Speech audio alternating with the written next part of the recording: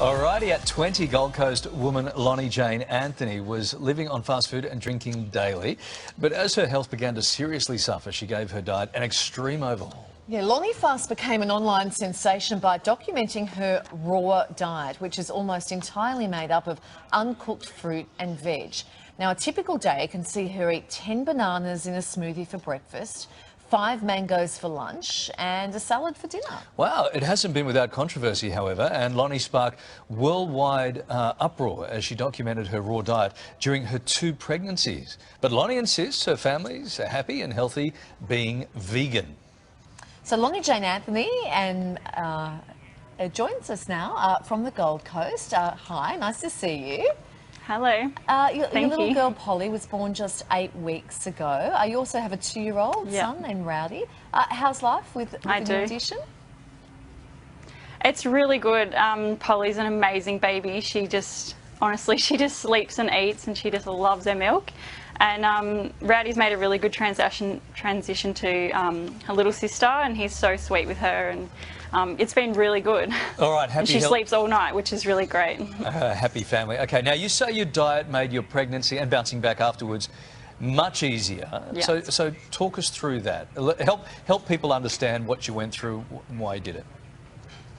Yeah, so when you eat a diet that, in food in their natural state, it's just perfect for your body. And with pregnancies, obviously, with, the normal cravings that people usually think that pregnancies have, like with ice cream and chips and burgers and things like that, when you eat a diet in, high in fruits and vegetables, you don't crave those sorts of foods, so you don't feel sort of unwell, you don't get the swelling from all the really high salty foods, so you're not uncomfortable.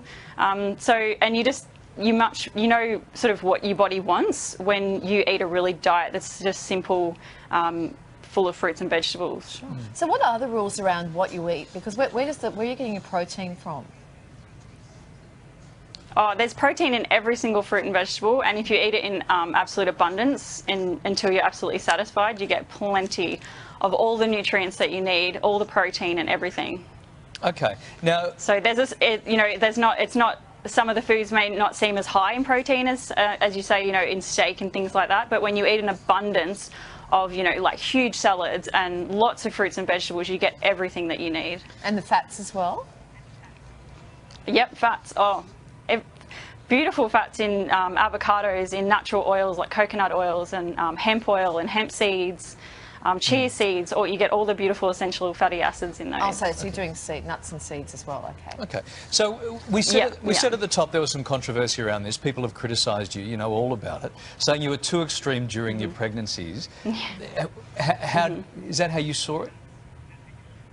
Not at all. I think it's the most normal way that the human race can possibly eat. I think it's actually quite extreme for people to during a pregnancy, it's quite normal to see a pregnant woman, eating a tub of ice cream, cravings for ice cream. I think that's quite extreme, and I think that's a lot more extreme than, eating 4 or 5 bananas for breakfast. Okay, your children are growing up with this raw vegan diet. Is that difficult to maintain? No, it's not. It's just, I don't know, it's just sort of normal to us now. We've been doing it for so long. There's definitely times, that my son, especially Rowdy, he's exposed to, when we're at children's birthday parties or other family gatherings or something where there'll be a lot of other food that we don't eat, but his palate isn't, it's trained for the fruits and vegetables, and he absolutely loves the fruit and vegetables. Like he gets absolute joy over eating a cucumber, Right.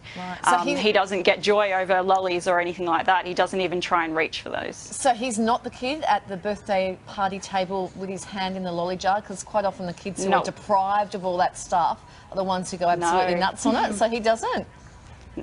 No, not at all. I can give you 100% that he's not like that at all. That's fabulous. Been times when there's Doritos and lollies, and he did pick up a Dorito once and licked it, and he went, "Oh, it's disgusting," and he didn't want it at all. Hello, Doritos. Why do you think you attracted so much controversy with all of this? Because you would have thought about it heaps. Why do you think that's been that way?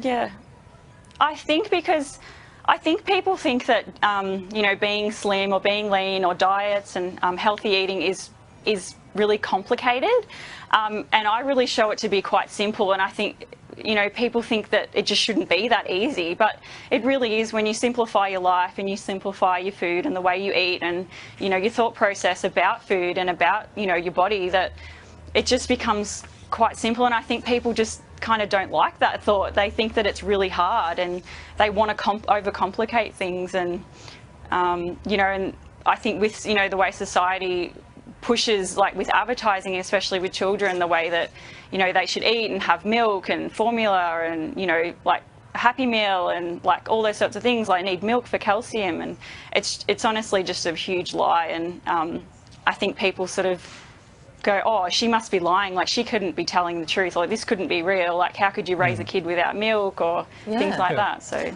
all right, well, plenty of people really interested in what you've got to say this morning, Lonnie. We appreciate your time. Yeah, thank you. Okay, thanks a lot.